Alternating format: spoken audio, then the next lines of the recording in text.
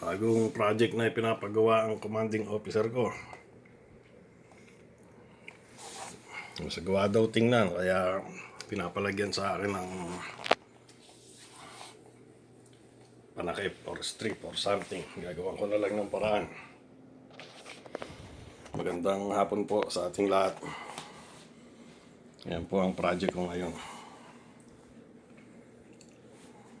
Titingnan ko po ano po magagawa kong paraan para matanggal yung gap na yan. Nagmubo yung yung ginawa kong laminate flooring nung uminit.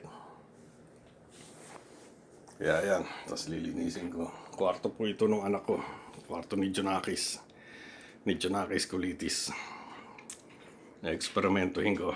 Maano magagawang paraan para ma-fix.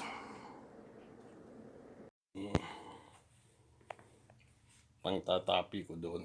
Galing sa Lowe's.